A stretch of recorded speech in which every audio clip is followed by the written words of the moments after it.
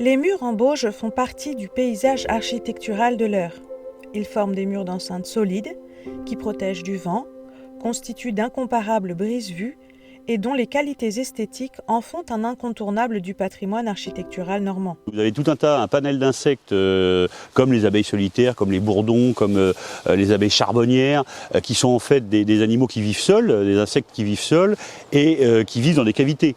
Les guêpes aussi, certaines guêpes, qui sont des insectes très très importants pour la pollinisation. Et effectivement, l'intérêt du mur en bauge, c'est qu'effectivement, il peut accueillir tout ce cortège d'espèces animales qui sont extrêmement importants. Maison paysanne de l'Eure, association reconnue d'utilité publique, œuvre depuis bientôt 5 décennies à la sauvegarde de ce patrimoine typique de notre terroir en organisant chaque année des journées d'initiation pour ses adhérents. Malgré cela, ces constructions traditionnelles se délitent et disparaissent inexorablement. C'est conscient de la valeur de ces murs que les membres de l'association Maison paysanne de l'Eure ont entrepris lors de la journée du patrimoine de pays et des moulins 2022 une vaste opération de sensibilisation et d'initiation à la rénovation des murs en bauge sur 4 sites répartis dans le département. L'objectif de cette action était de démontrer aux personnes responsables du territoire et du patrimoine, propriétaires, privés et collectivités, qu'il n'est pas compliqué ni coûteux d'entretenir ou de rénover ces murs. À Brionne, à Acquigny, au Beau-Sainte-Croix et ici à Saint-Denis-le-Fermant, 4 ateliers ont été organisés. Sur chacun des sites, une équipe encadrante composée d'animateurs de maisons paysannes de l'Eure et de professionnels du bâti normand ont accompagné environ 80 apprenants et quelques 150 visiteurs venus s'informer. C'était l'occasion de transmettre les savoir-faire liés au bâti normand et de présenter les principaux matériaux, le sable, la chaux et bien sûr la terre crue. L'argile, en fait, c'est un matériau qui présente un certain nombre d'avantages. Donc le premier avantage, et le plus appréciable, c'est qu'il est disponible partout, on le trouve partout. Ensuite, le deuxième avantage, c'est que c'est un matériau qui est durable. En fait, aujourd'hui, on dit qu'il faut faire durable. On ne peut pas faire mieux qu'avec l'argile, puisque l'argile, en fait, on peut la réutiliser à l'infini, on peut la réemployer.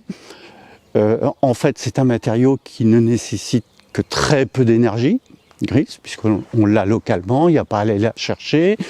Elle n'est pas travaillée, elle n'est pas chauffée, elle est crue, comme on dit, donc c'est la terre crue. Donc en fait, c'est vraiment le matériau idéal. La terre, elle vient de sous nos pieds et que ça donne une couleur, une texture et puis une odeur très particulière. Et du coup, ça rappelle aussi l'endroit où on est au fil des saisons. Pour commencer, il faut nettoyer les murs en rabattant la végétation qui envahit souvent ces ouvrages, couper les branches ou les arbres gênants, arracher le lierre. Ensuite, il faut reprendre le soubassement, généralement constitué de silex et de briques. Si cela est nécessaire, il faut piqueter les joints abîmés, démaçonner les parties défaites, rejointoyer afin de restaurer la solidité du soubassement. Régulièrement, dans l'urgence ou l'ignorance, les murs en bauge sont réparés avec du ciment. Malheureusement, la terre et le ciment sont absolument incompatibles à long terme.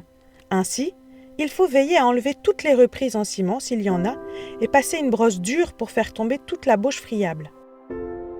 Il est conseillé de préparer la bauge avant le chantier. Bâchée, elle se conservera parfaitement et le jour J, elle sera de meilleure qualité.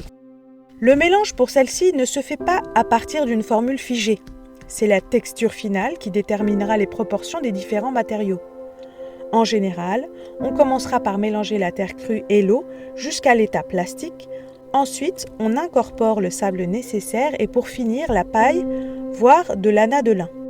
Après avoir bien mélangé, on obtiendra une matière humide et ferme qui reste bien plastique. Pour l'enduit de finition, on ajoutera de la chaux faiblement hydraulique, NaCl2. La partie en bauge du mur, au-dessus du soubassement, va elle aussi être nettoyée pour retrouver une bauge brute de qualité, qui pourra accueillir la nouvelle bauge, et pour garantir que celle-ci adhère convenablement, on va humidifier le mur sans le détremper à plusieurs reprises avant de commencer à le recharger. Il faut projeter la nouvelle terre avec force, appuyer franchement avec la truelle, combler consciencieusement chaque fissure pour que la terre adhère pleinement et que l'unité du mur soit recréée. Un mur en bauge doit obligatoirement être couvert. Il peut être recouvert de tuiles, d'ardoises ou de chaume fixés sur une charpente en bois. Pour la rénovation, il faut parfois reprendre des pans entiers. Alors, il sera possible de recycler d'anciennes poutres pour reconstituer la charpente. Il faudra remettre des tuiles et refaire des joints jusqu'au faîtage.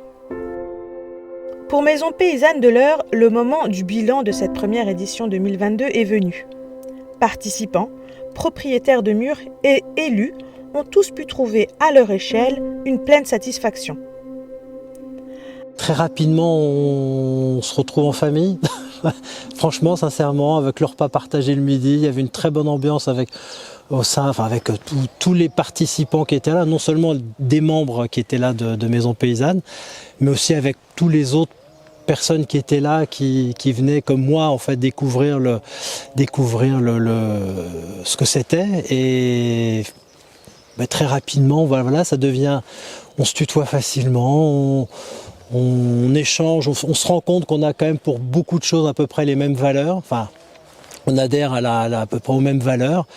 Et c'était un très bon moment de partage. Les journées d'atelier, nous avons eu quand même plusieurs bénévoles qui sont venus, qui ont mis les mains dans la terre et qui étaient ravis de leurs résultats. Ils étaient heureux, donc je pense que nous allons pouvoir continuer. Mais en fait, c'est pas que nous allons continuer à travailler de cette façon.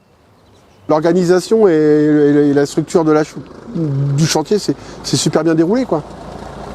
Donc on a été accompagné, on a été accompagné du début à la fin, quoi. Lors de l'atelier, j'ai été frappé de la documentation qui était mise à disposition du public. Ça m'a vraiment impressionné parce que il y a beaucoup d'expériences qui ont été réalisées, beaucoup de compétences qui sont à partager. Donc ça, j'ai été impressionné, c'était très bien organisé.